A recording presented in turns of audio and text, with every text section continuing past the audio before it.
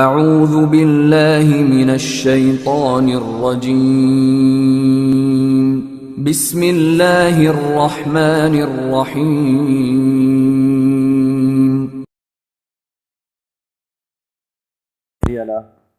اشہد ان لا الہ الا اللہ وحدہ لا شریک لہ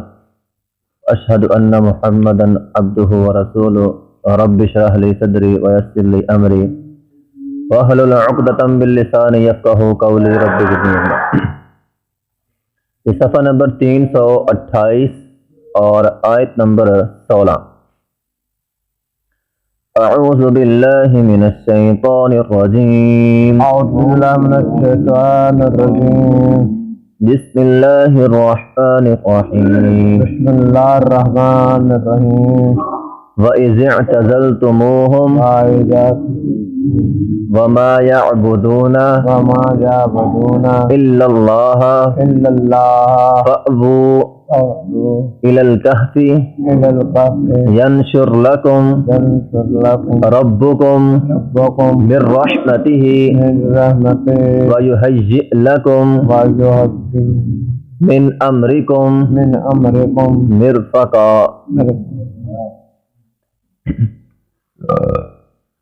وَإِذِ اعْتَزَلْتُمُوهُمْ اور جب تم چھوڑ چکے ہو ان کو، وَمَا يَعْبُدُونَ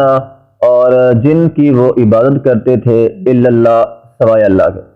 تو فَأْوُوا تو تم پناہ لے لو إِلَى الْكَهْفِ غار کی طرف،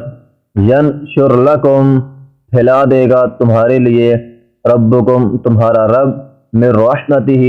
اپنی رحمت کا دامن، وَيُهَيِّئْ لَكُمْ اور مہیا کرے گا تم کو، من امرکم تمہارے معاملے میں، مرفقا آسانی۔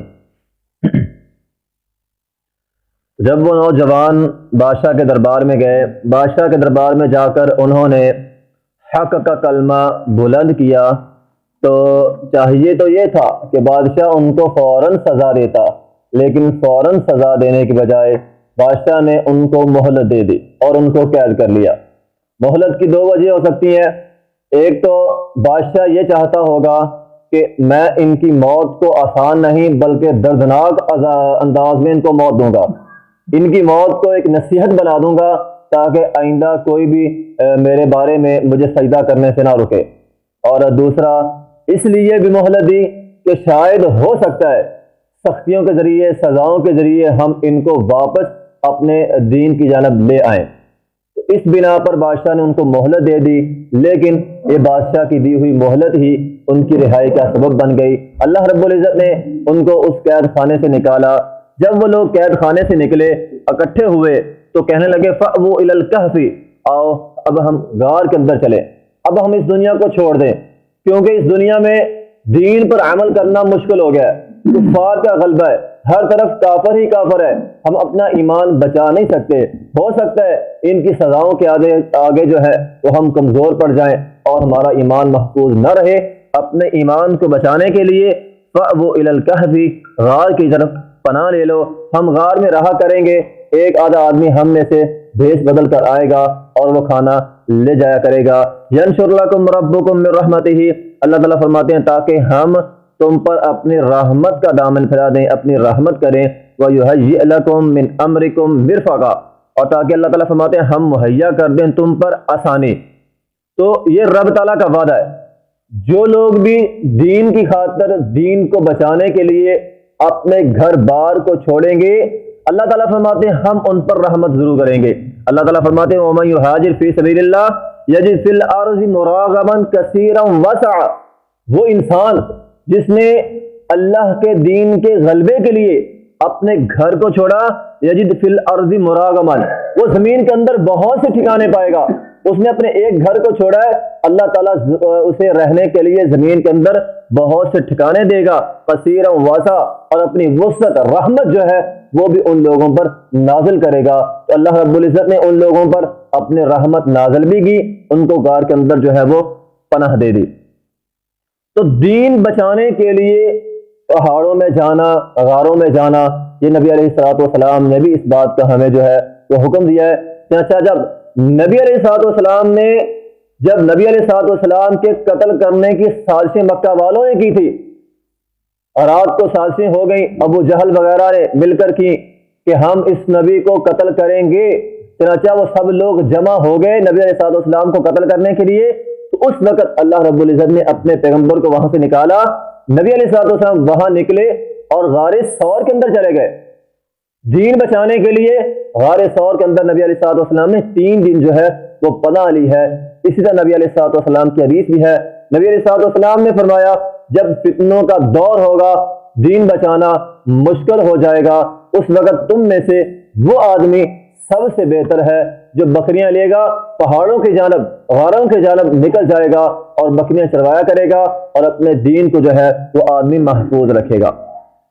اب اس آیت کریمہ سے بعض لوگوں نے یہ استدلال بھی کیا ہے کہ آدمی معاشرہ چھوڑ کر، دنیا چھوڑ کر تنہائی کی زندگی بسر کرنی شروع کر دے، رہبانیت جس کو کہتے ہیں، دنیا سے بالکل الگ تھلگ ہو کر رہنا، دنیا سے علیحدہ ہو جاؤ، تنہا رہو، تنہائی کی زندگی بسر کرو۔ صوفیت ان کے ذہنوں میں آ گئی اور انہوں نے اس آیت کریمہ سے یہ استدلال کیا ہے کہ چونکہ اصحاب کہف نے بھی دنیا کو چھوڑ دیا تھا اور الگ زندگی بسر کی تھی، اس لیے دین بچانے کے لیے بالکل الگ ہو جانا چاہیے۔ محترم بھائی، اگر ہم غور کریں، اصحاب کہف نے اور نبی علیہ الصلوۃ والسلام نے جو دنیا کو چھوڑا وہ کفر کا زمانہ تھا، وہ کافر تھے، کفار کو چھوڑا تھا، اپنوں کو نہیں چھوڑا تھا۔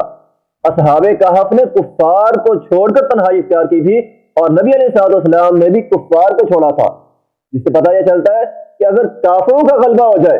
ہر طرف کافر ہی کافر ہوں، دین بچانا مشکل ہو جائے، تب انسان اس دنیا کو چھوڑ سکتا ہے، ورنہ نہیں۔ جس طرح کہ آج ہمارے ہاں عمومی حالات ہیں، ہر ایک آدمی جو ہے وہ دین پر آسانی سے عمل کر سکتا ہے، تو اس دور کے اندر دنیا کو بالکل چھوڑ کر الگ تھلگ پہاڑوں کی زندگی بسر کرنا یہ درست نہیں ہے۔ بلکہ یہ عقیدہ تو ہمارے ہاں، یہ عقیدہ اسلام کے بعد،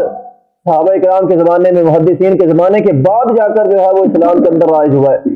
امام ابن جوزی رحمۃ اللہ علیہ اس کے بارے میں نقل کرتے ہیں کہ شروع میں سب مومن ہوا کرتے تھے، نبوی زمانے میں لفظ مومن استعمال ہوتا تھا یا صرف مسلم، لوگ اپنے آپ کو مومن کہتے تھے یا مسلم کہتے تھے، اور پھر بعد میں یہ عقیدہ ان کے اندر رائج ہو گیا کہ لوگ اپنے آپ کو عابد کہنے لگے اور زاہد کہنے لگے، ہر کوئی دوسرے کو یہ کہتا میں تو اس سے زیادہ عبادت کرتا ہوں، وہ ساری رات عبادت کرتا ہے، میں ساری رات بھی کرتا ہوں، سارا دن بھی کرتا ہوں۔ تو لوگوں نے مومن کہنے کے بجائے اپنے آپ کو عابد کہنا شروع کر دیا، اور یہی وہ لوگ تھے جنہوں نے آہستہ آہستہ دنیا سے بالکل ہی کنارہ کشی جو ہے وہ اختیار کر لی۔ ہم محترم بھائیوں، بہت سے لوگ یہ بات سمجھتے ہیں کہ دنیا کو اس طرح چھوڑ دینا، تنہائی کی زندگی بسر کرنا، اس سے انسان کے اخلاق اعلیٰ ہوتے ہیں، انسان کا دین محفوظ رہتا ہے۔ اس طرح کی ذہن سازی کر کے جو ہے لوگوں کو رہبانیت کی جانب لایا جاتا ہے۔ لیکن محترم بھائیوں، اگر ہم قرآن و حدیث کا، اسلام کا مطالعہ کریں، ہمیں پتہ چلتا ہے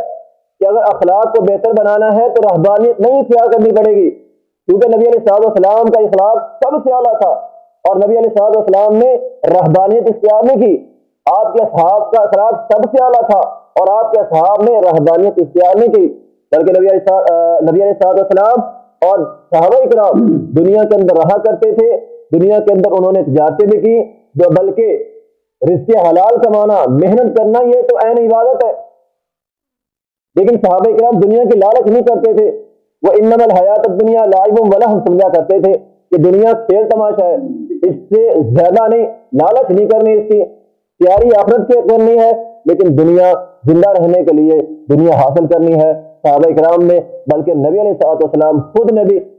اپنی زندگی کے اندر جو ہے وہ تجارت بھی کی ہے، نبی علیہ الصلوۃ والسلام تاجر بھی رہے ہیں، اس لیے تجارت کرنا، محنت مزدوری کرنا، کام کرنا، دنیا کے ساتھ مل جل کر رہنا،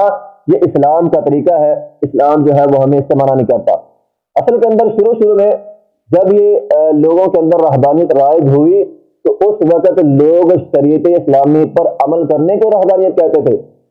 یہ رہبانیت وہ آدمی ہوگا، وہ آدمی صوفی ہوگا جو شریعت پر عین عمل کرتا ہے۔ اصل کے اندر شیطان نے جس طرح شرک کو زمین کے اندر رائج کیا ہے، اسی طرح اس رہبانیت کو بھی رائج کیا ہے۔ شیطان نے شرک کس طرح رائج کیا کہ ایک نسل آئی، وہ ود سوا یغوث یعوق نصر، 5 اللہ کے ولی تھے، بزرگ تھے،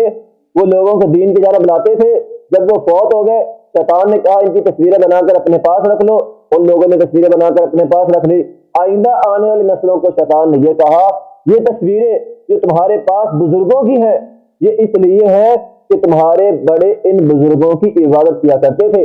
اس طرح شیطان نے شرک جو ہے وہ زمین کے اندر رائج کیا، اور یہ رہبانیت بھی شیطان نے اسی طرح جو ہے وہ رائج کیا ہے۔ شروع کے اندر جو لوگ رہبانیت اختیار کرتے تھے وہ عین دین اسلام پر عمل کرتے تھے، دنیا سے الگ ہو کر بالکل دین پر جو ہے وہ عمل کرتے تھے، لیکن آہستہ آہستہ شیطان نے جو ہے ان کے اندر بدعات خرافات جو ہے ان کے اندر ڈال دی۔ ان لوگوں کے اندر تالیاں بجانا، رقص کرنا اور اس طرح کی چھوٹی چھوٹی خرافات جو ہے پھر ان کے اندر آئی، پھر یہی بدعت، پھر یہی عقیدہ جو ہے وہ آگے بڑھتا گیا، اور اس قدر گمراہ عقیدہ ان کے اندر ہو گیا کہ ان لوگوں نے وحدت، یہ ہم سنتے ہیں حلول کا عقیدہ، وحدت الوجود کا عقیدہ کہ اللہ ایک ہی ہے، ہر چیز کے اندر اللہ ہے، یہ اس طرح کے باطل جتنے بھی عقائد ہیں یہ سارے کے سارے شیطان نے ان کی جانب جو ہے وہ ڈال دیے، اور ان لوگوں نے ان عقیدے کو یاد کر لیا۔ اور مطلب بھائیو یہ سارے کے سارے باطل عقیدے ہیں، اسلام کا ان سے کوئی تعلق نہیں ہے، اور یہ رہبانیت اسلام میں نہیں بلکہ یہودیوں سے، عیسائیوں سے اسلام کے اندر آئی ہے۔ جتنے آج رہبانیت کے عقیدے ہیں یہ سارے کے سارے عیسائیوں کے یا یہودیوں کے ہیں۔ یہودی اور عیسائی ایسا کرتے ہیں، آج بھی جو عیسائیوں کے جتنے بھی پادری ہیں ان کے اندر رہبانیت ہے، وہ دنیا سے الگ تھلگ رہتے ہیں، وہ روزی نہیں کماتے، وہ اپنے آپ کو بھوکا رکھتے ہیں۔ بعض پادری تو ایسے بھی ہیں جنہوں نے اپنے اعضاء کاٹ لیے ہیں تاکہ انہیں شادی نہ کروانی پڑے۔ بعض دنیا سے بالکل الگ، بعض پادریوں نے اپنے آپ کو رسیوں سے جکڑ کر باندھنا شروع کر دیا ہے کہ ہم ہمیشہ رسیوں سے جکڑے رہیں گے۔ بعض عیسائی اپنے تہوار کے موقع پر ننگے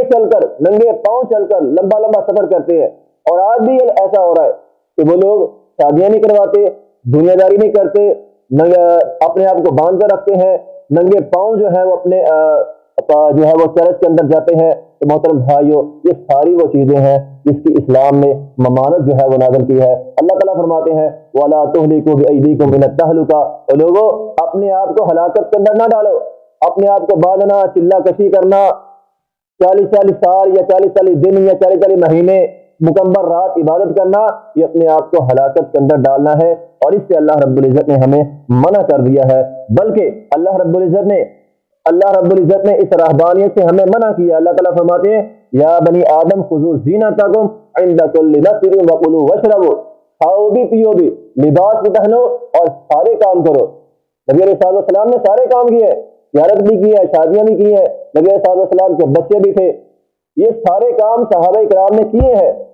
محترم بھائیو اصل کے اندر اعتدال کا راستہ جو ہے وہی اصل راستہ ہوتا ہے۔ انسان دنیا کے اندر اتنا کھو بھی نہ جائے، انسان اپنا دین جو ہے وہ دبو لے، دین کو محفوظ نہ رکھ سکے، اور بالکل دنیا چھوڑ دینا، دنیا ترک کر کے الگ تھلگ رہنا، اسلام ہمیں اس کی اجازت بھی نہیں دیتا۔ اسلام ہمیں اعتدال کی اجازت دیتا ہے، دنیا حاصل کرو، محنت مزدوری کرو زندگی گزارنے کے لیے، لیکن دنیا سے دل نہیں لگانا، دنیا میں رہتے ہوئے تیاری جو ہے وہ آخرت کی کرنی ہے۔ یہی نبوی طریقہ تھا اور یہی صحابہ کرام کا طریقہ ہے، اور اسی پر ہمیں چلنا چاہیے۔ وآخر دعوانا الحمدللہ رب العالمین۔